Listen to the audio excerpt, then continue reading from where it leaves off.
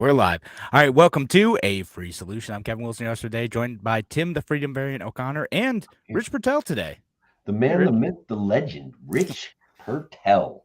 Guys, this guy's expert on all sorts of legislative stuff. He's an expert on what's that stupid act, the Jones Act. We did that. He got us a show with Colin Graybo. It was good stuff, Rich. You're doing good work. Yeah, folks who follow Tim probably seen him before. I think he might, Rich. I think he might have been on a Free Solution like a while ago, like a pre-recorded episode with Tim. So we're glad to have Rich here. We're gonna go into the radio show in just a minute. And we'll do the introductions again. So if you have any questions for Rich, make sure you put them in the comment section, and he's going to talk about legislation in New York. But we're going to go live or in the radio show in. Now, an hour of clarity for exhausted people of our nation mired in toxic partisanship. Left versus right, us versus them. While we pay to keep our politicians fighting, how do we, the people, rise up and solve the great challenges of our time? We do it by embracing freedom and liberty. There may be no such thing as a free lunch, but this hour is as close as it gets. Welcome to A Free Solution. All right, welcome to A Free Solution. I'm Kevin Wilson yesterday, joined by Tim, the Freedom Variant O'Connor. Hey, I'm here. And Rich Purtell, Kevin, has blessed us with his presence, and he's going to share some of his expertise. And guys, it's good stuff. We appreciate it. How you doing, Rich? Good. Thanks for having me on tonight. Yeah. Yeah, thanks for being on, Rich. So tell you're involved with the Libertarian Party in New York. We brought you on to talk about legislation that you're watching in New York State. So tell us, what are you doing with the Libertarian Party, and then we'll jump into some of the legislative stuff. Talk about what's going on. Yeah. First, just a quick summary of where we were and where we've gone. Legislative affairs. We used to just have one committee, and we've restructured now with our division structure to make this a division. And what that means is that I'm division director instead of chair of one committee. And our goal is to get multiple issues-based committees with chairs for each committee to drive legislation in certain areas. I mean, let's face it, Libertarian Party doesn't have a lot of political power. We have to do what we can. We can't tip the scale on a bill that's 70% one way and 30 the other. We're sure as heck not going to have enough power to flip that.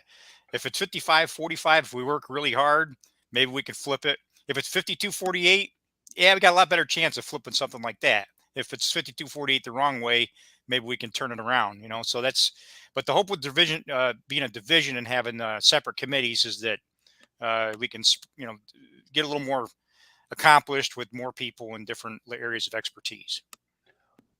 Well, that sounds pretty interesting. What like right now? What is your focus as what is the biggest piece of legislation out there that is just a nightmare for New York State? Because I know they're there, man. I know it. Well, something we've talked about before, Tim, is surplus proceeds theft. And this is where having a specialist helps. So we've got Jonathan Larkey, who lives out in the Elmira area in Chemung County. He's active in the New York State Association of Realtors. He was just in Albany a couple weeks ago. So he's got the ear of people in Albany and the ear of people in real estate in New York. So he's bringing attention to this problem we've heard for a while. And there's actually a bill A786, which coming from the state would require municipalities to give notice, 2 weeks notice to people before a tax foreclosure, and identify to them that they have the right to get back any excess proceeds after a tax foreclosure auction. There's a disgusting practice in some counties in New York State that the municipalities keep any and all so-called surplus proceeds beyond what a property sells for at auction. In some cases, properties could sell for hundreds of thousands of dollars when just maybe $10,000 or $20,000 of back taxes are owed, and the county treasurer keeps all the money, and typically most of it goes to the municipality. But it's really the county treasurers that should be called out on this to say this is a very disgraceful practice. You'll even see it in some county budgets where they expect to get a net revenue, net gain from tax foreclosures, and it's Yeah. because of this practice. So I was going to say they to put it in the worst possible terms, they balance their budgets off of the backs of unfortunate taxpayers in your state, and it's reprehensible, man. Like yeah, it makes me sick to my stomach. I call it cannibalistic. I mean, you're just eating your own people. It's just like, if you look at the cause of foreclosure, I think, the deadbeat people think, oh, a lot of people that don't pay their taxes are deadbeats. That paradigm sometimes is true, but very often what puts people in trouble is some type of medical crisis.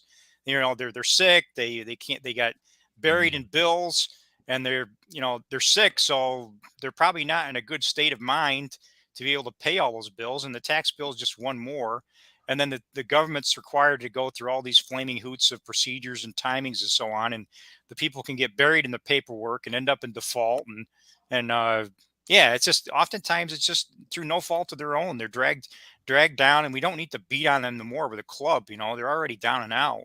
If they lose their And then, home, at least give them back the excess value and equity in their home, so they can, if their health improves, they can move on and maybe buy a new home and just get their life back together again. Or let's say they do pass on. Sometimes that happens.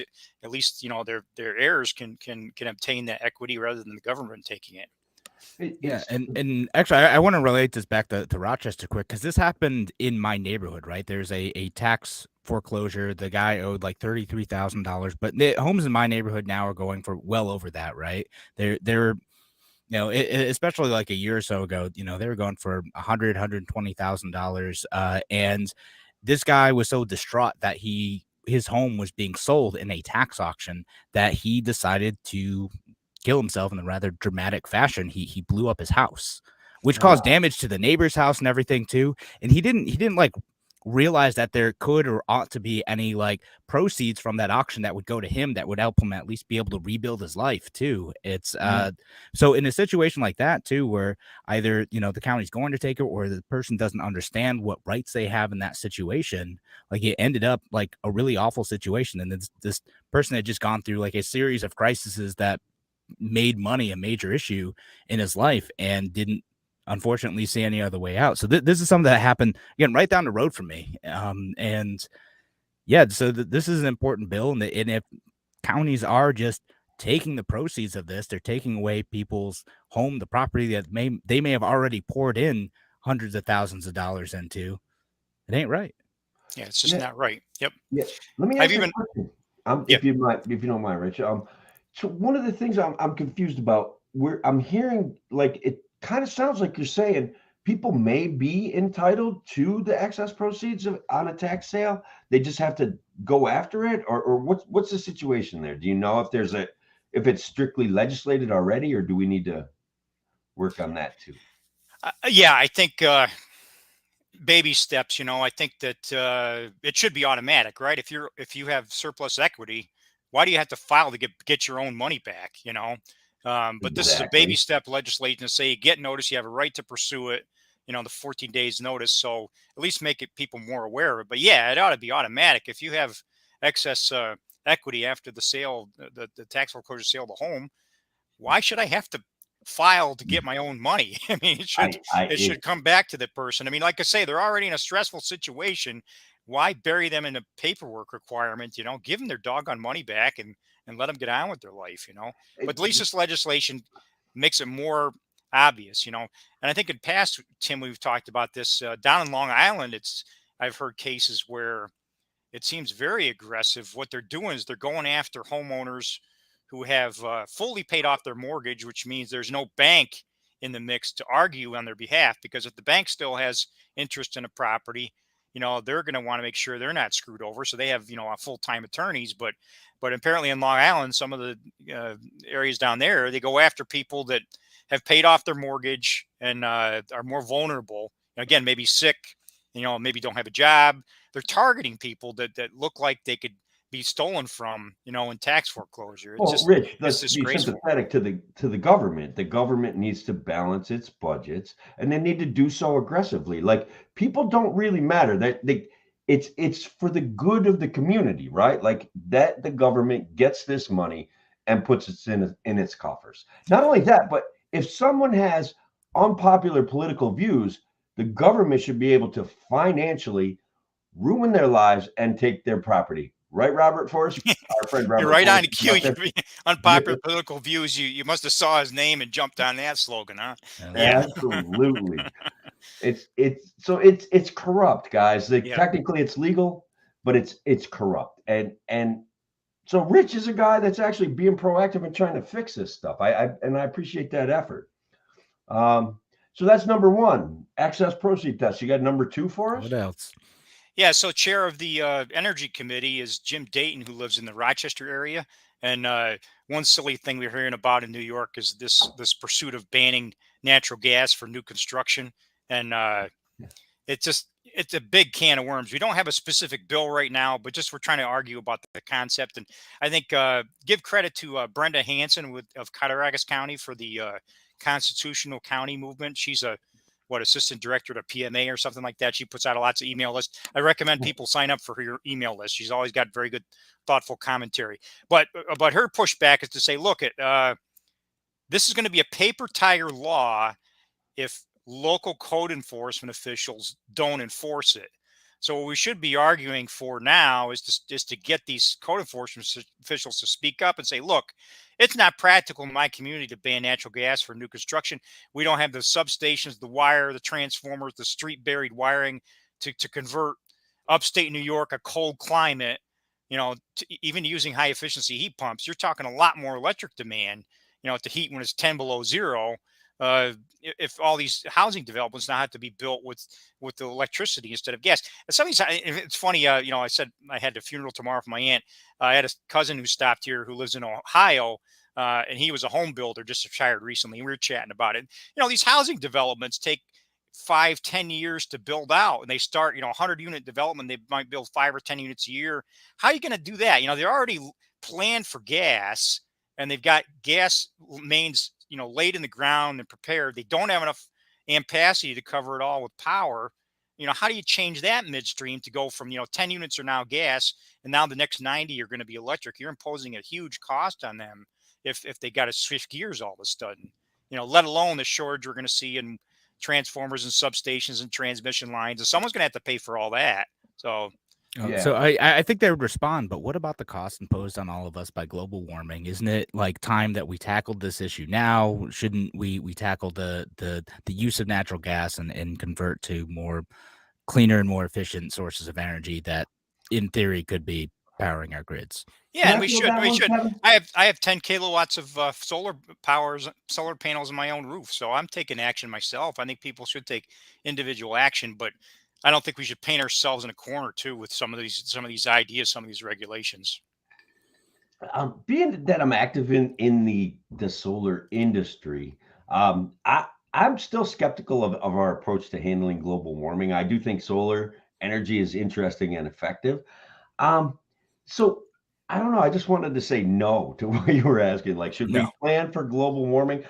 I think we like our investment strategy. Let's say the sea level goes up a couple feet.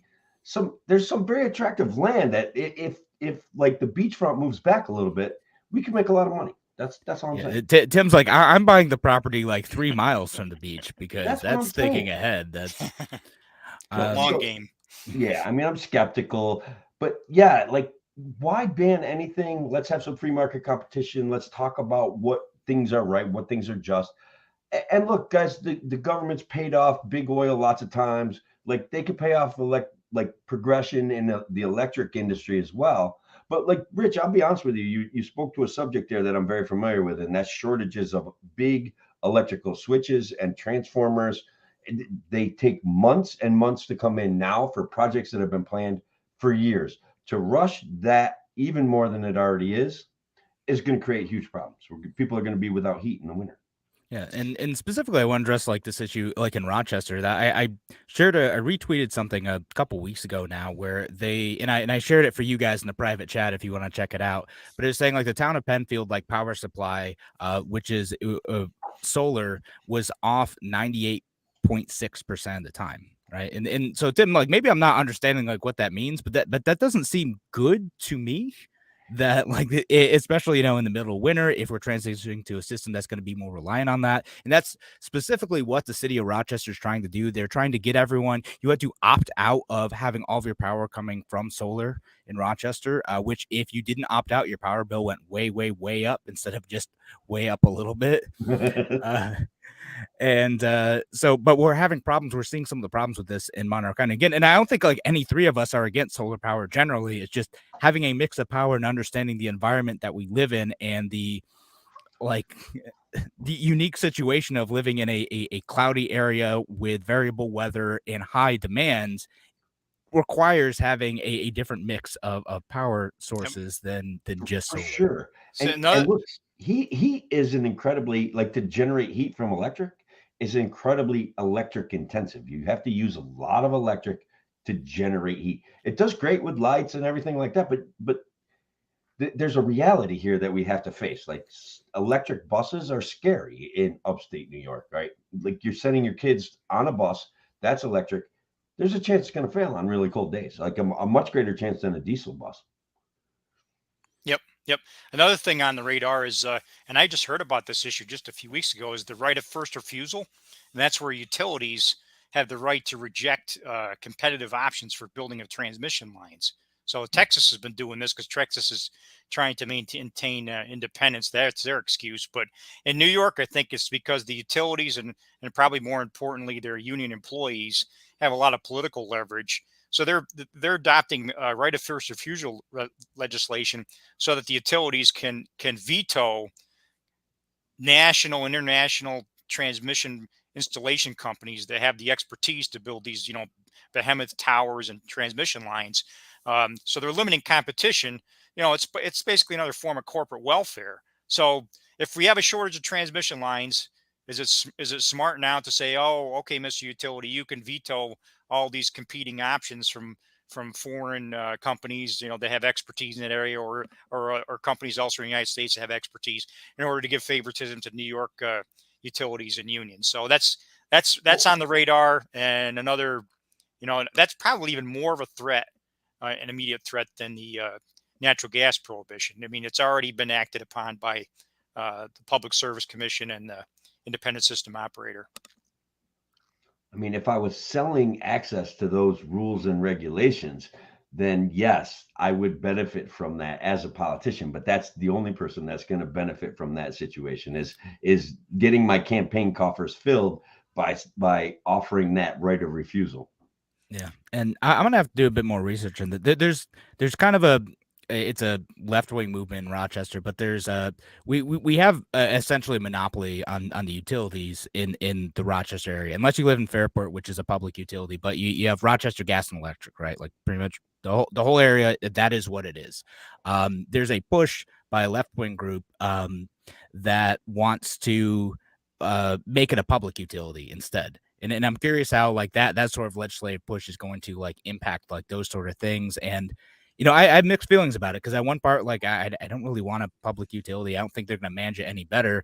But on the other hand, they do have a monopoly, and their responsiveness to people's frustrations with their service is not great. It's not a stellar record because there's no real competition there because they're the ones who maintain the lines. And the argument goes that it's a natural monopoly anyway. Why would you want to have competing lines? Why would you want to have competing like ways of delivering power anyway? So Rich, any thoughts on that? Yeah, just one thing that comes to mind, and I didn't fact check this, but I heard from one person, I believe, in maybe Endicott Municipal Electric. So some of the municipal electrics in New York would have to change the rules because have a long-standing practice of not allowing electric heat for new construction. So they're just the opposite.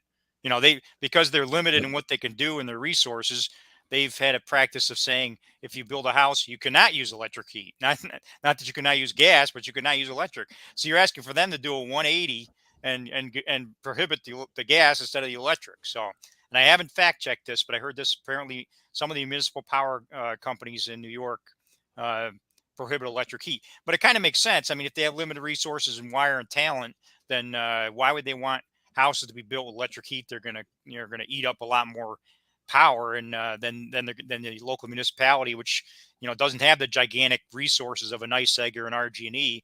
If there's problems, they want smaller wires and less things to deal with than if they're a lot of their customers are all electric heat. So even the power's cheap, they don't want you using it Something for about this is heat. ringing a bell. Like I think you might be right, and I'm trying to think, but I don't think it's NYSEG.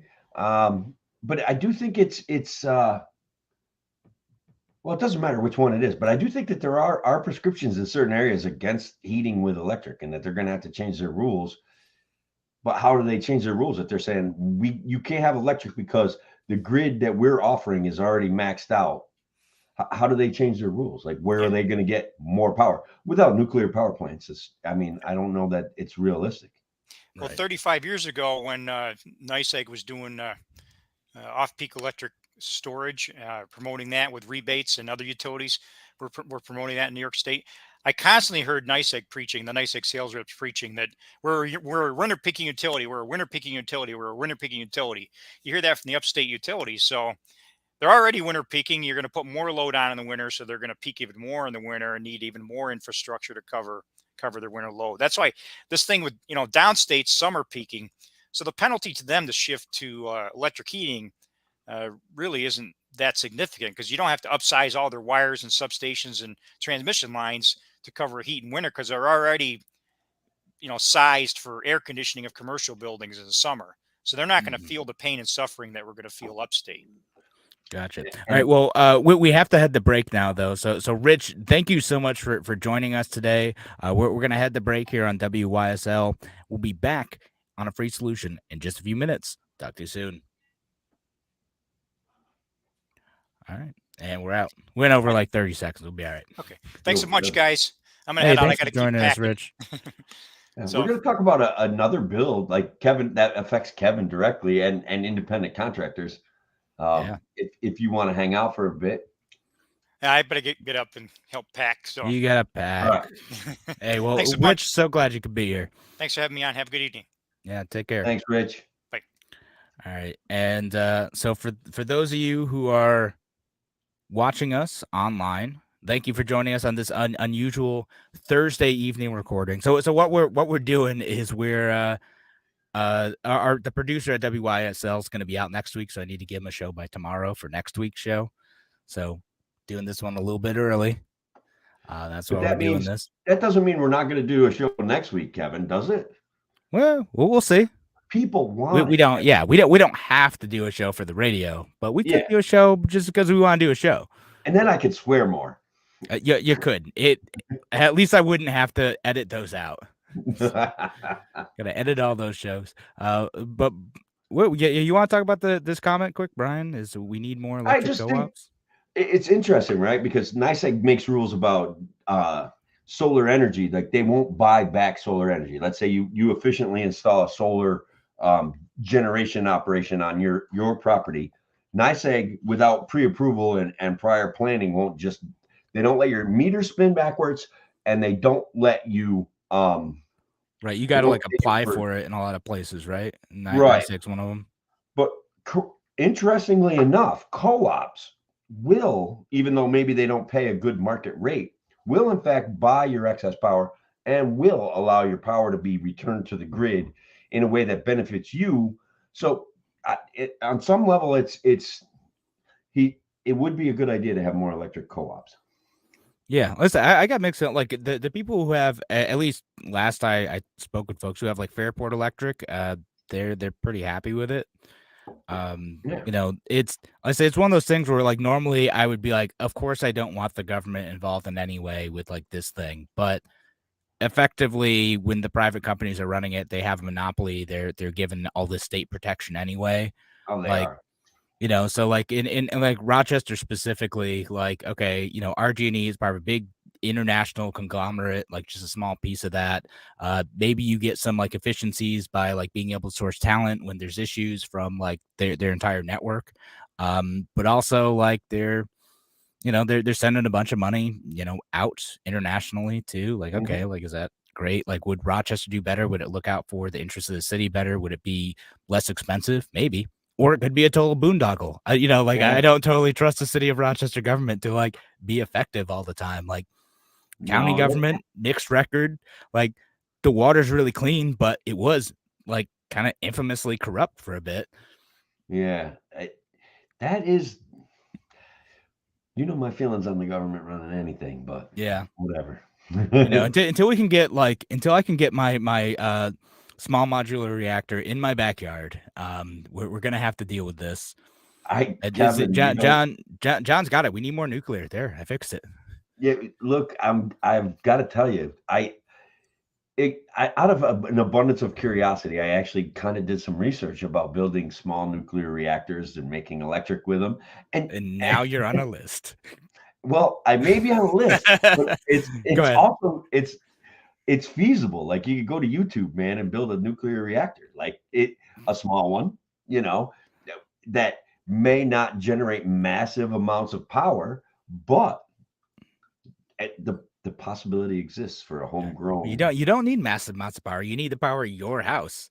And then if you live in a place where you can, feed it back to the grid and make your meter run backwards, then even better. What I'm saying. That would be sweet. I do have an idea to put a couple windmills at my house. Solar is not feasible, but I might try to squeeze a cute little windmill on there and see if I can generate some DC electric to keep everything I'm getting now. It runs on batteries, right? Even my vacuum, So if I can just keep those batteries charged for free, I could charge all my cell phones. I mean, I'm proficient with wiring, so I could kind of wire up an area where it's convenient to do all of these things and make everything look good. So I don't know. I'm kind of messing with that. A couple $100 for a windmill, and boom. Pretty cool. I've thought about it, but that would be definitely struck down in a zoning meeting if I'm like, yeah, I'm gonna put like a tower up in my yard in the city, even though I've got like a nice open park next to me, so like the wind is always just like blasting the side of my house. Yeah. So I'm like, it'd be perfect for that, but like, no, there's no way. Like, I don't have like 50 grand to like fight fight the zoning board about it. It's funny because in this time of year, if it's like slow in the contracting business, my brain always goes into overdrive about new ideas, right? So basically, I just hit up the internet one day about generating my own electric power, and like I said, at my house, I'm on the north side of a hill, so the hill goes up towards the south. That makes solar pretty unfeasible, really. But because I live next to a lake and I live on the west side, the east side of the lake, the wind comes across the lake, compresses against my bank, which is up, and it just blows it in my yard, like high speed all the time, even on slightly windy days, because there's a compression factor going on. So I don't know. We get a little windmill. Yeah, maybe you get there's a name for it, like basically a wind funnel too, like vortex to. Yeah. There you go. They got them that spin in circles, not so you don't really have to worry about the direction of the wind. It just spins like this, making me power and money. There you go. Hey, that's the thought. Pennies at a time. We should get back to the regular show eventually. So we'll go back in a few seconds, and then we're gonna talk about the freelancer stuff. And if any other folks have stuff they want to talk about too, make sure you leave them in the comments as well. We'll get to those. And I see, Patricia, it takes 4 to 5 years. The solar electric system pay for itself. Maybe it depends on what you're getting and how you're getting it, but could be worth it. We're not anti-solar. Yeah, solar's cool. And all right, so we're gonna be back in 5. Welcome back to A Free Solution. I'm Kevin Wilson, your host for today, joined by Tim, the Freedom Variant O'Connor. Yeah, and Kevin, I just want to say freelance isn't free, bro. Like, here's a certain reality that the New York State government, and we got on a legislative kick thanks to Rich, but there's a freelance bill that's Kevin. I don't know why people aren't more excited about this. It is just aims to protect you freelancers out there who don't necessarily fit the system. They want to make sure you get fairly treated by your employer. Yeah, no, I know. I'm fairly treated. All right. Yeah. So like they know what's best for me and what I want in my life. All right. So like this kind of been hanging around a while. Like Biden like kind of mentioned it and referenced it in the State of the Union again. It's called the PRO Act, the Protecting the Right to Organize Act, which does a bunch of things like including like a mess with like right to work stuff, and one of the big things it does kind of mess with like freelancers too. I've talked a bit about this before, but now it's even more personal to me because I'm a freelancer right now. Like I For those of you who don't know that, I lost my job like about a month ago, and I've been doing freelance, and I've been enjoying it. It's been fun. I picked up a few contracts, and like I like the flexibility of doing that. So I could take another full-time job. I got some offers coming in, but like I don't know, I kind of like the freelance thing, and so I might just do that because I like being able to set my own hours and adjust my time and go after projects where I can, make a little bit more money. And, if I eventually I'm going to build up enough projects, hopefully, like where I can start to charge a higher rate, that's what I want to be able to do. I might also want to like hire some freelancers of my own to be able to grow my opportunities and just like build and bigger and better services for the clients that I have. And this bill might mess with that. The government wants to protect you from such a risky exchange of your time for a service and for money like that. They want to protect you, Kevin. I don't understand why you don't. Sure, they do. So all right, we'll explain what the government thinks it's doing here. Right? What they think they're doing here is they think that like I'm in a relationship with like, let's say like an agency, right? Like this, which I'll sometimes contract my services out to. And they think that relationship, I want to have an employer-employee relationship with them. That's what I want. That's what the goal is. And that the employer wants to not have that so that they can avoid paying me benefits and other, amenities that come with being an employee. So that's the assumption that like I would want that. And they'll, a lot of times they'll talk about like Uber and Lyft drivers and like Grubhub folks and stuff like that who will work like 35 hours a week. And they're like, well, if you're working a full-time job, then you might as well, be an employee, and then you should have the right to organize and the right to unionize. And if you're a contractor, it's hard to do that type of stuff. And so we're going to impose these protections on you. If you like, there's certain states that have like a strict set of criteria to define what is a contractor versus an employee. California being one of them. Like it's things like if you're doing something and it's effectively full time and you have to be in a physical place or in a meeting at certain times, if you weren't doing this as a business prior to that relationship, and what's the other one? And if it's not something that they already have other employees for. So if they have an employee for that same function and then they hire you as a contractor, the state of California would view that as an illegitimate relationship, and it opens up the employer to liability.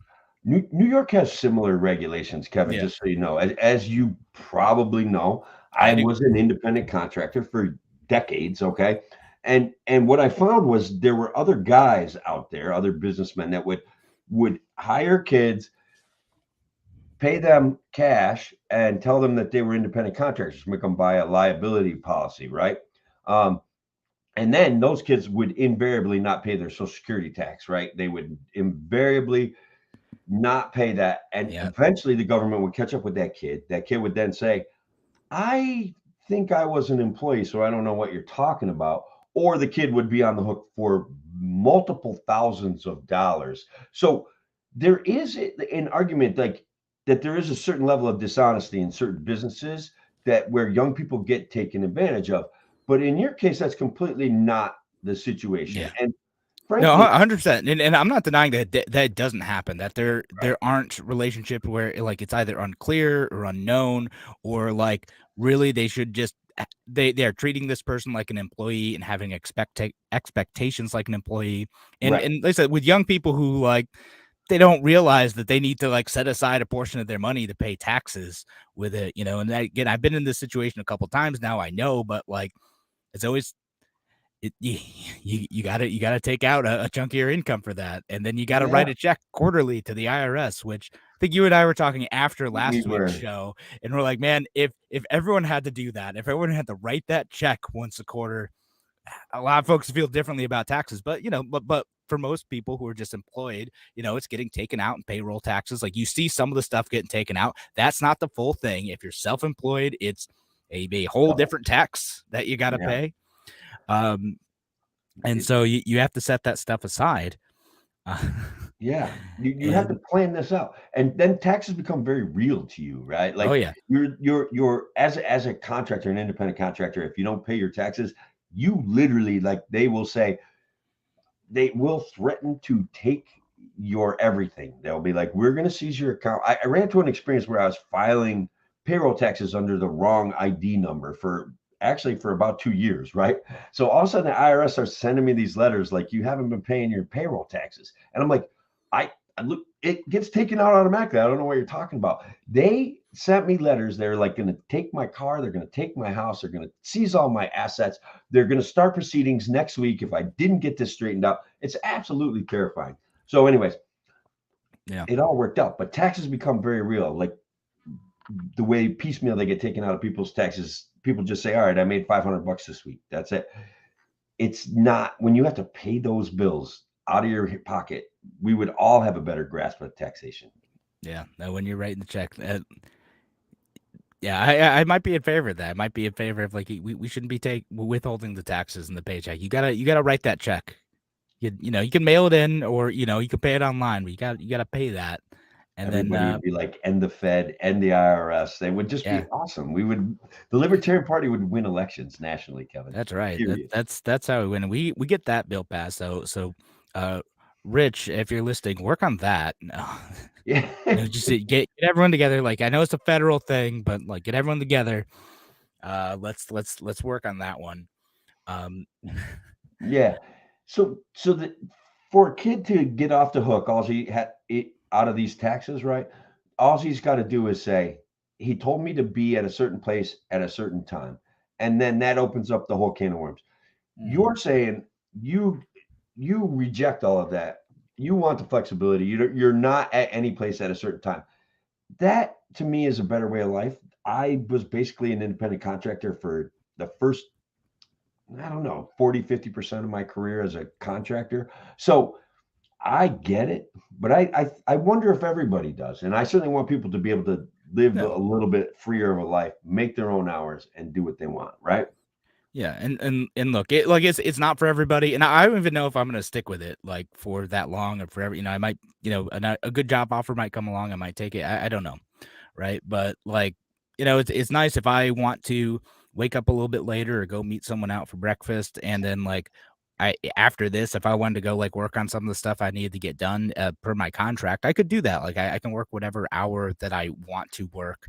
I'm held to like milestones of accountability related to client deliverables rather than like being in a physical place or in front of a computer at a set of times. And you have one boss, and that's your customer, and that's it. And Yeah. if you don't like your boss customer, you find a different boss customer. It's very, very, Yeah. very simple. Yeah. And it's a little bit less of a transition than finding a whole new job. It's like, all right, well, It I got to go is. pick up a new contract for like this much to make what I want. Okay. I'll go out and look Yeah. for that. And then, It that's really is. It is a very freedom oriented mindset that you get to live with. So that was how I lived my life for a long number of years, and I enjoyed it. I kind of am reminiscing about it, considering what I may or may not do in the future myself. So yeah. you know, No. So, and taxation is theft, Kevin. taxation is theft, Alice on YouTube. Taxation is theft from our government. Yeah. Feels like that. I mean, I would go with extortion, but yeah, I think It's I'm. extortion, coercion, and elements of theft. Yeah, and John says then you could homeschool your son, Kevin. Maybe. It does. I'm telling you, it does offer you.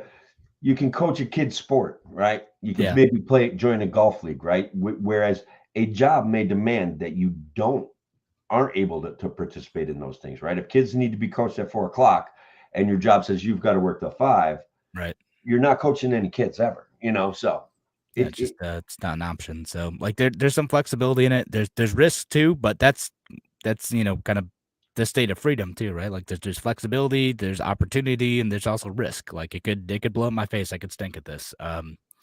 you could. Incidentally, if anyone needs any digital marketing services, I think that's a good idea. Like we should be. I probably should a sponsor the flirt. show of my company, but Yeah, that's there's a great quote out there from Brian Sutton. America's abundance was created not by public sacrifices to the common good, but by the productive genius of free men. And that's a quote from Atlas Shrugged. Ayn Rand is behind it. Ayn Rand. Yeah. I love Atlas Shrugged. I loved it. It was a good book. I don't even read the whole thing, but the premises were good. It was solid. And then I got bored. I don't know. I had attention deficit disorder. No, well, I'll say this. This is the bad mouth that genre too much. But Ayn Rand, like, she is trying to make like a specific point, and then sometimes like that point ends up overtaking like the story that is meant to, like, you know, be the foundation for that point. Yeah. So no, she's more concerned about making the point than telling a good story. But there were parts of the story that was good. So, Yeah, right. But yeah, that's probably why I didn't finish the book. I'll be honest with you. That's part of it. It's an interesting point. It's just like she often sacrifice story for ideology. Which is great. We need more writers like her.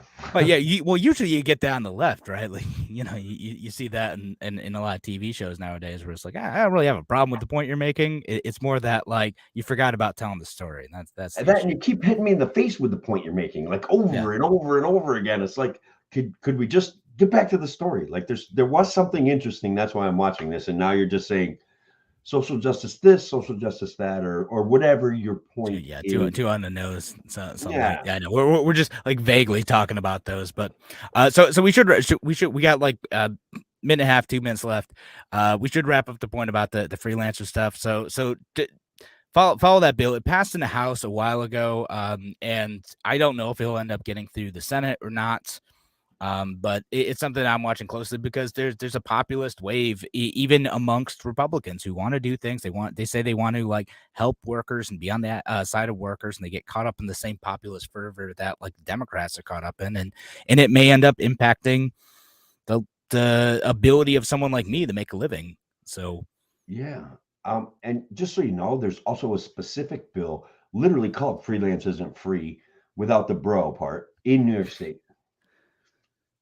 So this is also a New York State issue. They have a specific bill in New York State.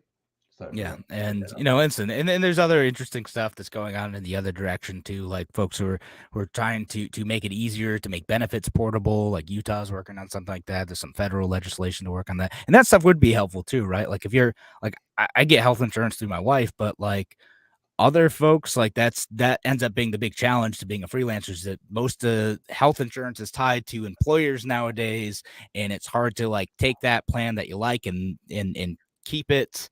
It's very expensive to do so. There are certain ways you can do it, but dismantling that system and you know, allowing for more flexibility and movement of the relationships between employers, employees, and freelancers and all that stuff, and letting people figure it out on their own, we're going to end up with a better, more effective, and wealthier system by doing that. Powerful government, though, but it doesn't stand a chance. Wow. That's powerful. Yeah. Then the government can't get involved, and you know. Yeah. Well, gosh, guess we're going to have to make everyone's lives worse because, well, think of the government. We've got to fund the government. All right. So we're running out of time for this segment. Thanks again for joining us here on A Free Solution. We have one more segment left. We're going to be back in just a few minutes. Talk to you soon. All right. Well. All right. Watch the three movies. I watched the first two. I never saw the third one. All right. Are they on Netflix? Oh, they might. They were for a bit. Okay. And I never finished reading the book. I got to be honest. I couldn't do it either. I got the Fountainhead on my shelf too. Atlas Shrugged. The only one I've been able to finish was Anthem. Because it's like 60 pages. Well, I'll have to try that one. Yeah, I did. I thought about. Yeah. I mean, is it on my shelf here? It is. I got it up there in the back, just you know, because it's Libertarian Creed, but it is also kind of a boring book when I got right down to it. But the philosophy was good, and the points I thought that she made, especially early on, were incredibly valid. And then sometimes the story just got like, I'm not sure. The story, like you said, was to back up the points, but then the story was just weird sometimes, like, and not backing up a point. I don't know. Yeah. So like if you want like someone who makes who focuses on the story, but also happens to make libertarian points within it. Andrew Heaton wrote a book of short stories called Inappropriately Human. And it's kind of sci-fi stuff, but like there's a handful of like libertarian messages that are like woven throughout these stories without being like on the nose. So it's less obvious. Like he's not going to go out and like in the middle to disrupt the story to stand on a soapbox for 30 pages to tell you about libertarian philosophy. It's going to be more subtle, but there's some funny. good ones. He's funny. It's funny. Yeah, and that makes that kind of really that makes entertainment for me. That makes libertarian messaging more palatable. George Carlin, big libertarian. He was funny. Yeah. All right. So we should get to our final segment. We'll go back at 46, and we'll talk about that Josh Hawley social media bill. Unless you want to, you got other stuff to talk about, but yeah, I've got a fake news for you. All right. We'll get to a couple of those. So we're going to go back in just a minute. And if anyone else has any other topics, make sure you leave them in the comments and we'll try to get to them. All right. Back in 5. Welcome back to A Free Solution. I'm Kevin Wilson, your host today, joined by Tim, the Freedom Variant O'Connor. I'm still here, Kevin. And as always, enjoying the show. I think we got to talk about, like, here comes the nanny state. Here we go again. Or the government just cares about your kids. Which is it, Kevin? Well, we got a nice bill from the infamous Senator Josh Hawley of Missouri. It's called the Mature Act because they love their dumb acronyms, don't they? They just God, they cannot help themselves. It hurts me. Can I read what the Mature Act, the acronym stands for? What it stands for? Yeah, go for it. Making age verification technology uniform, robust, and effective. Dude, they were so proud of that one. You know it. Like they were just like in the room, like, yes, this is it.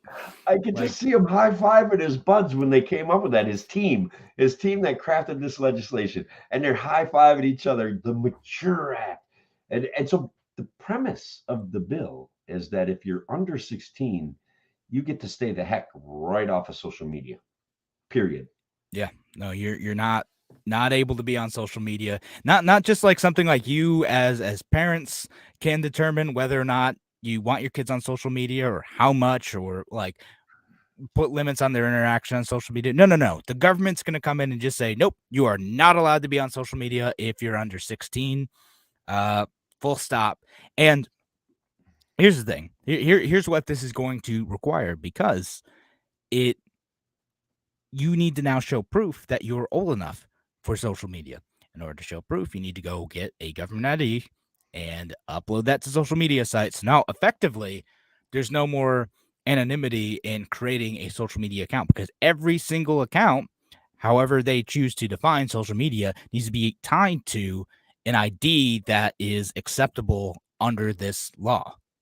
Kevin, I don't think it is, but no, man, you don't even you libertarians don't care about kids. That's the problem. Yeah, that's it. Yeah, just don't care about the kids at all.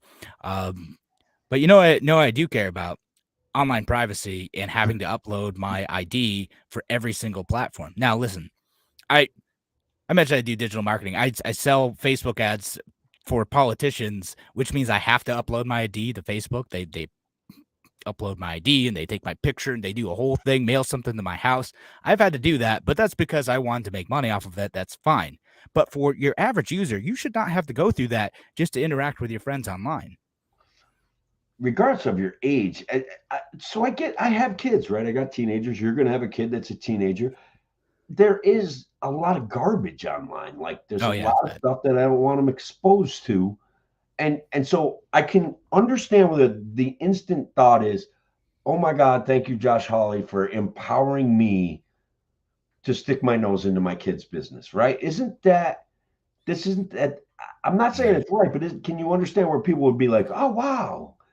The conservatives that don't quite understand what conservatism is when it No, comes right. to the Like government. they're no longer pretending to be the party of limited government. Like just Right. completely thrown away that premise. And so I'm sure there are some parents out there who are like, yes, this was a pain to tell my kid to get off of TikTok, and now I don't have to. But sorry, It- bro. Like the government says you can't be on. Like it's not my rule. The It's not government. my Darn that government. Oh, that Josh Hawley. I'm going to vote Yeah. for him again, kids, but it's really for your own good. It's for your own good. Yeah. But we'll get to a couple of these comments. Brian Sutton says, sure glad they didn't do that with newspapers when I was a kid. Yeah, I mean it's a huge source of information. People are learning on all these social platforms, on TikTok, on Be Real, which is one of the newer ones, on Facebook, probably less so with people under 16, but on Twitter, wherever they are. Yeah, no, like it's a source of information, it's a source of social connection. It's probably also like, unless they end up really doing the government ID thing, like really difficult to enforce. Because right now, like I think it's illegal to get an email address if you're under 12. There's a federal law for this, but like that isn't well enforced. No one's out. No one's out actually stopping kids from getting an email address if they really want one at 10 years old. Like they can go and do it. Other than literally making every single person that is on social media verify exactly who they are. What That's what they want. That's how we stop the Russian trolls. That's what we're really getting at, Tim. I still miss red flag news, Kevin. I like they quash that, and Alex Jones, like, guys, like this is an injustice. We don't need more laws. We need less laws. We need less restrictions. Alex Jones needs a platform, Kevin. Alex Jones needs a platform. I mean, isn't he on like Rumble or something? I hope so. Yeah, there's always going to be something else. It's always going to be out there. I feel like he's still doing his thing. Like Maybe he I'll didn't go really back. get stopped. Like, I mean, that's kind of like that. And then this is coming from the right too. Like social media companies suppressing voices. Like, well, yeah, I have some issues with that, but also like people find ways. Like until the government actually gets involved and like eliminates your ability to access these social media platforms, then yeah, that's First Amendment violation. We got to stop that. We've talked about a lot of laws tonight, and so look, the Mature Act I can get where it might appeal to some people. The issue is that there's this law of unintended consequences that when we buy into virtue signals offered to us from a government, we literally get wrecked. We give up our freedom. They're promising us safety. They only deliver the abridgment of freedom. They don't ever deliver safety. This will automatically create some sort of black market for kids that get into age verification scams, and now they're really breaking the law. Like, yeah, right. And then suddenly there's like kids who are going to jail because they're brokering fake ID services to get on the TikTok or whatever. And like and it sounds like I'm making a joke, but like also like there is a market for fake IDs for alcohol. Like it's been a thing. It's been a thing. Like it's like not even a black market that needs to develop. It's already here. It's already going on. And it'll just adapt to a new service that they can offer, which is offering IDs for social media access. Fake digital IDs. The future is so bright and cheery. Kevin, I got a question for you. Like, I saw a news article, and I'm gonna have to ask you, like, if it's real news or fake news. There was a couple in Ohio living in a storage space in Walmart. They set up a meth lab. They had a big screen TV. They were successful at this endeavor for over 2 years. In a Walmart? In a Walmart. I mean, bold move setting up right in the middle of the store. I'm going to say it's real. I'm going to say they figured it out. Unfortunately, Kevin, because I was like really happy. Like, this is a creative solution to the homeless problem, right? Like, sneak into a Walmart and make yourself some space. But unfortunately, it is in fact fake news. It never happened. Yeah. I mean, like you always hear some of those stories, like like you kind of set up in between like two of those big towers and like hide in like the. There was like a movie where they were doing that, where they made like a break area in the middle of like a toilet paper wall or something like that. Oh yeah, what? Yep, I remember. Yeah, I can't remember what that movie. Maybe someone in the comments will remember what that is, but yeah, now I imagine that Walmart's probably savvy enough to notice that after a while, particularly if they're making meth or something. Like that's Yeah, it's going to attract attention. perhaps I would assume. Like, I think there's going to be an odor there that there people would there eventually would be. notice. So look, there's also like a lot of rage going on right now. There's all sorts of prostitution stings and arrests going on, and they're like catching like, oh, I just want your take on it. Like, I know what the perfect libertarian take is, but some they in Florida they broke up a human trafficking ring and they made Mhm. like 213 arrests. Um, but in Schenectady, a former longtime head of the Schenectady Office of General Services was arrested in a prostitution sting in Schenectady on Tuesday. Carl Olson, who served the city from 1991 until leaving in 2014. Look, this guy's 63 years old. He's charged with patronizing a prostitute in the third degree, a class A misdemeanor. What's I get making fun of a former official, government official, but what what did this guy do wrong? Yeah, nothing as long as it was consensual, right? Like it's that to me, like yeah, morally, like there's you know you can have your own like values around that if you want to, but like should there be any like legal prohibition on consensual activity between adults? No, I don't think Yeah. so. So I mentioned the Florida gig because it was a human trafficking ring where they were bringing people in from other countries and forcing them into this behavior, not necessarily through free will, but as Mhm. a way to recover their debt that they purportedly owed for getting smuggled into the country. And I think that there's Right. a stark contrast there, right? Even from a libertarian perspective, this was not consensual by these people that were involved in the ring. Oh, for sure. Yeah, like that's definitely a different situation. And when you look at situations like that, and I don't know much about this specific situation, but like I've read stories about stuff like that before, and they'll go like, someone will smuggle you into the country, and then suddenly like you don't have any paperwork, you don't have any, recourse, you don't have any money, and they kind of strong arm you into like prostitution, right? So it's not kind of starting to lose consent there, and then you've engaged in a crime now, and they threaten to turn you in if you say anything or you speak up about abusive practices. And so that's where you end up with these awful situations. But when you look at what the root of that is, right? Like, okay, so why were they able to extort those folks in the first place? Well, because like we have a system where you can't easily and legally enter the country, so they made a desperate move to come over here, and Hmm. then they could be punished and deported and possibly sent back to a dangerous or life-threatening situation in another country if they report their abusers to the authorities. And then on top of that, they're further coerced into continuing an activity they don't want to do, maybe, by threatening them with the legal consequences of prostitution. Okay. If both of those things were legal, if the government wasn't involved in that situation at like kind of both ends of it, the lives of the people who are the victims of the human trafficking would be better off. I you hit it perfectly. You literally knocked it out of the park. That's a real discussion where the government creates a black market, puts young women in abusive relationships with no recourse to escape that. They can't call the cops and say, hey, these guys are abusing me and forcing me to do these guys or girls or whatever the ring is. I don't want to be Yeah. sexist. But they can't appeal to an official to protect them. I don't know, man. I think it's a perfect like synopsis of how the government creates a bad situation and then only when trying to somewhat correct it only makes it even worse.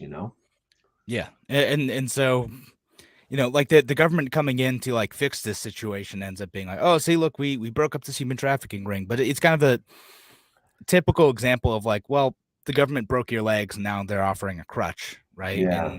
And some of the damage is already done for some of these folks, and oftentimes there isn't any like support or recourse for the people who are victims of human trafficking. Sometimes they end up getting deported anyway, Yeah.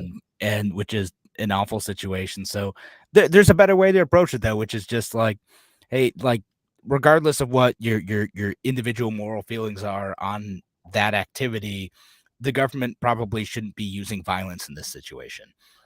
Which they have a monopoly on violence, and you get thrown in a cage if you misbehave. So that's a real problem, right? But then I want to go to the other part that always concerns.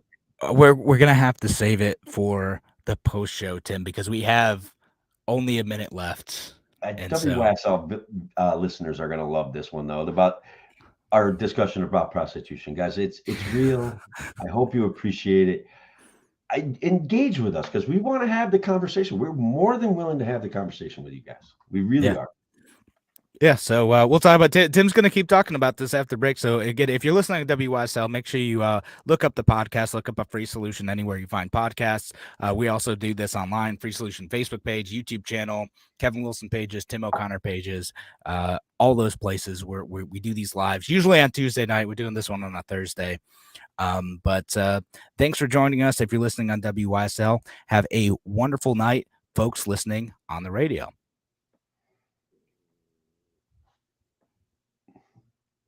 All right. Oh, good. All right. Yeah. So now you can keep going, Tim, if you so choose. Yeah. So I wanted to leave the radio viewers like hanging a little bit there, and on in a note where they're kind of like, are these guys crazy? Like the cops are the moral police. So we didn't quite get to where I wanted to say a 62-year-old guy soliciting a prostitute getting charged with a misdemeanor, a 75-year-old guy, like. As long as it's an agreement, I don't get the right of the government to. And look, I'm not suggesting that we should all go out and solicit each other with money for sex. Like that's not the issue, right? But good people get in uncomfortable, awkward situations that this is a good deal for them, you know? Yeah. So if that's again, as long as everyone's consenting to that, that's what they want to do, then okay, like whatever. Again, if I don't know if he's like married or anything and there's a problem there, like, okay, well, even if that's the case, that's an issue between that person and their spouse. All right. Like they're gonna have to work that out. Not the government's business. I do like a government official kind of getting busted at it, but like that's only because they made a lot of money off of us making bad decisions. That's not because like I actually think he engaged in this horrible moral turpitude kind of crime and that the government should be enforcing that. And look, who knows what his circumstances are. So I'm a very forgiving guy, even of whatever his personal life is now. That's fine, Yeah. So front page stuff. Yeah. John Thuman bring up Robert Kraft. Yeah, again, I don't remember exactly details of that. It kind of seemed like it was like, a weird like massage parlor type of thing where they were running it, that kind of side business there. And that to me, again, as long as everyone was consenting, there wasn't a coercive situation with like the employees. And like, again, to me, like, I don't care, which differs from, if we're going to go with like the football thing from like what Deshaun Watson was accused of, which is like, not consensual. Like the people were thinking that they were just giving a massage and doing, like legitimate work in that area. And then suddenly like he's soliciting them for sex and they did not want to do that. Yeah. That's awkward. Allegedly, right? Like that's what the accusation is anyway, from, was it like 20 women or something? I think more. So again, those are different situations, right? Like that's what you revoke consent, then suddenly like, and you start to enter the realm of like coercive activity, then suddenly you get into the realm of where there's like legitimate case for government intervention in that situation. Right. Which right. And then that brings us full circle back to a human trafficking situation where in a massage parlor, you could see where perhaps that might be a place where people end up human trafficked, I guess. Yeah, it could be again. Like there's so some of these get weird, and there's some good coverage on like Reason about this, where like Elizabeth Nolan Brown writes about it, which sometimes it's the case where like the people involved like have a lot of incentive to say that they're victims of human trafficking, so it gets a bit muddy. Like because sometimes they Right. might be, but like also like they're less likely to face legal consequences if they say they were. And again, that set of perverse incentive ends up muddying the waters of cases where there is legitimate coercion happening. Um, and if you just had, legal sex work, it wouldn't It be. would be taken care of, right? We could straighten this situation out where predatory behavior would be eliminated, or at the very least properly punished, okay? Because we're not getting that now. Like, predators can still avail themselves of situations Yeah. that benefit them, and so that's a reality, guys. Some of our libertarian ideas actually offer cleaner, brighter lines for our human existence, and I don't know why more people don't just pick them up and say, yeah, these guys are great. Would be nice, but no, it's not going to happen. I know. The one time I talked about like this issue live on air on WS, it was a candidate for Senate, by the way. I'm trying to remember what his name was now, but um, uh, he a libertarian advocate of sex work asked the question of like, hey, what do you think of like legalizing prostitution? And I think he was a little bit flustered by the question. Like, I love he forgot for a moment he was on a libertarian show, and that sort of thing can get asked. He didn't even know. Like, it broadsided, caught him broadsided. That's Yeah. awesome. So like, if he eventually, he said something like, I want to be legal. I wouldn't, want that to happen to my daughters or whatever. But like, yeah. But Okay, I yeah, think he was well, like, what did I get myself into by agreeing to this interview with a libertarian? Like, I thought it was like a conservative station. What happened? yeah, the Democrats would be like, yeah, legalize it so we can charge more taxes and grow the government. And Republicans would be like, no, we don't want to legalize it because it's a morality crime, and Yeah. it empowers our police department to punish people, turn people into victims, and fills jails. Like, I don't know, some of that Yeah. stuff doesn't quite um, make sense to me. No, and let's get to this question too. So if sex work is made legal, wouldn't it be the government function to do testing? It maybe not. Like it doesn't necessarily have to be. Like it certainly might, because government wants to get involved somehow, and in some European countries that's what they do. But there could be other certifications, other ways of verification. The government doesn't have to be more involved. They might anyway, but it doesn't Right. have to be. And listen, I'm not going to claim to be like an expert on this, other than the fact that like, hey, I don't think the government should be using violence in this situation where consensual people are doing stuff, right? Like, and it's not a statement about the morality of those individual circumstances, but Right. because that all depends on like what your situation is, but whatever, right? Like it's all laws must be moral, not all morals must be laws. Brian Sutton on Facebook. Yeah, I like that. I like that. that's fair. It's kind of a witty profundity, Yeah, I like that. I remember getting into debate one time about a friend who was kind of against marijuana legalization, in part because he felt that it was immoral. It's like, so if it's immoral, then we ought to make a law against it. Why should anyone be able to engage in an activity that is harmful in his mind to themselves and to others and not be punished for it? And so that is a level of thinking that a lot of people see as the legitimate role of government. Obviously, that not us too, but No, that is something that people do see. But there are things all the time that, like, you can, in many situations, it's not like necessarily illegal to lie, but there's some situations where it is. But telling a lie to your kids about something isn't illegal in most cases. It's maybe immoral, maybe justified in the circumstances. You don't know, right? Like, and it it's always not the brings up role of Santa the Claus. government to determine that, right? Yeah, it Whatever always the thing brings up. is. Yeah, I believed in Santa Claus until I was like 5, right? Like, the doubts started creeping in, and you know, it's like, and the thing was with me, because I do have this, I want to be consistent as a human being. I would never have lied to my kids if they asked me if Santa Claus was real, right? I just allowed them to believe that Santa Claus was real. I did want to talk about that. That's why I put it up there. What do you think? This question from libertarians. But let me get to this one first. Cops can lie to get you to confess, Patricia, on YouTube. Yeah, 100%. Yeah, if you don't know, cops can lie to you. They have no obligation to tell you the truth. They can lie to you all they want to get you to admit to doing crimes. So remember that, and probably I said to quote who are those lawyers who are on social media?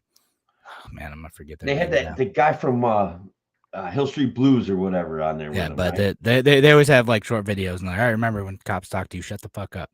Yeah, that guy, Excuse my Michael language. Hasty, something. Yeah, but It's a good video, man. You guys, shut the fuck up. Just when the cop asks you a question, shut the fuck up. Yeah. And then call us. Yep, exactly. The much ballyhooed discussion about what is the correct age of consent. Libertarians get much maligned over this issue because some libertarians want to make bold statements that offend society. Right. I'm comfortable with discussing ages of 16 for certain rights and responsibilities. And after they move out of my house, their consent is theirs. Till they move out of my house, our consent is ours, right? So they have rules that they have to live by. I'm not this like, I don't know where you are going to come down on this, Yeah. but I'm okay with where we're at as a society. I don't feel like I don't even want to lower the voting ages because like kids are dumb, man. No offense, but I've raised a few. They're dumb as heck. They're dumb as rocks. Well, it's kind of true. I mean, they're also 30-year-olds who are very dumb. I was going to go with 40 when I first saw it. 40, like, you know, 40. whichever. Because I'm 56, that puts me safely in the age of consent. That's fine. Well, it's not good for me, but you know. Yeah.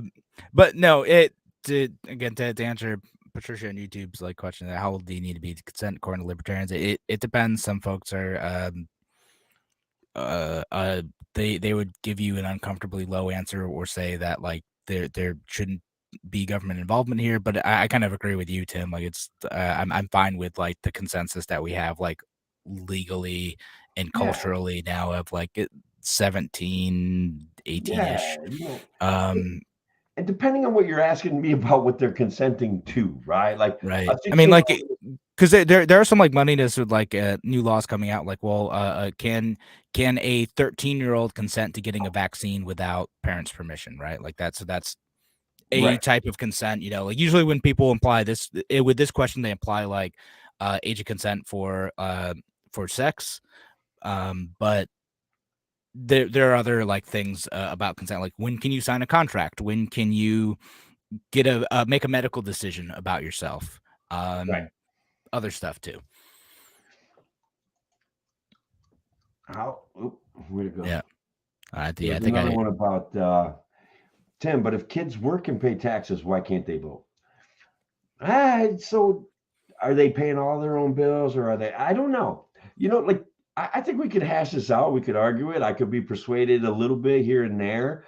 I'm concerned about emotional responses that cause votes when people are not being thoughtful. And I think that my position here is that at 16, you can be persuaded by an emotional argument, whereas 18 to 20, and as you get older, like being persuaded by emotional arguments becomes, well, people. Yeah. I'm already losing the argument myself, Patty, so I don't know. How's that? I mean, like it, unpopular opinion, and I know like why historically we don't do this, but I still think like everyone should just have to take the citizenship test to be able to vote. Wow, I know, not libertarian at all. No, it isn't. Like I know historically why we don't do that. Like I understand that. Don't come at me, but like there are so many people who have no idea how government works. Like just straight up, like no idea. There's 3 branches. Like I've talked to folks. I ran for Congress, talked to some voters who were like, I'm voting for this person because of this. And like, but they're not even running in that race, man. Like, stop. Oh God, I'm voting for Donald Trump for Congress. What? You can't. like I'm voting for Obama. Like, he can't even run again. Stop. hello. Yeah, no, I actually, if we could popularize that notion amongst other libertarians, I would be comfortable with saying, look, pass a citizenship test, 16, 14. Okay, maybe Yeah, we like could talk. again, But like to me, like, yeah, okay, yeah, you want to take that at 14 and you understand like how government functions and like you can pass that test, like great. Like that's fine. and then is taxation theft? And their answer right there There we go. would count. That would be the That's final decider. it's the price we pay for well, a civilized society. Yeah, if give them a list of A, B, C, or D. Taxation is the price we pay for a civilized society to fund necessary foreign wars and interventions to protect people all over the globe. Theft. And remember, Yeah. kids, the answer is always C when in doubt. Yeah, there you go. But you know, and listen, I know some folks like they're not gonna to know, they're not gonna know and understand like how government works. And then I see Trisha on YouTube said, until 12 years ago, I had no clue and educated myself on government. Yeah, man, like I'm not a proponent of like everyone should vote all the time in elections, no matter what. Like I'm a big proponent of like, if you have no idea what's going on, you should probably stay home. Like I'm not a like go vote no matter what. Like understand what you're voting for. Like I know there's some like, oh yeah, it's great if we get more people to vote. I'm like, not necessarily. Not if they're making dumb, uninformed decisions. Like if you're making an informed decision, I disagree with it. Like, okay, fine, but like That's one thing. Yeah, but you're just because people are like, guy, I had someone calling on the radio show on when like the election day when I was running for Congress, like, oh yeah, I voted Roe B all the way, so I voted for you. I'm like, I wasn't on Roe B, bro. Like, but thanks. Roe F, thanks. Yeah, cool. That's awful. Yeah, it's hilarious though. So I mean that's what it is, and I see stuff like that, and like, all right, like, what? Maybe everyone voting was a mistake. No, I won't go that far. I'm generally like in favor of Democratic Republics. I get frustrated with that. Yeah. So yeah, I don't know. I know we've kind of veered from like the original topic, but that's fine. We were freelancing our conversation, Kevin. That's right. Remember, bro, freelance isn't free. Freelance isn't free. Well, on that note, we should call it a night. We should, because that was a horrible joke, and we gotta go. There we go. No, and on that note, there. All right. Well, thanks so much for joining us, Patricia, John, Brian, all the folks commenting. Thanks for making the show interesting and asking questions that send us down tangents. Yeah, honestly, that's my specialty. I love that. Yeah. So it was a good time. All right. So thanks again for joining us. Have a wonderful night, folks. Take care.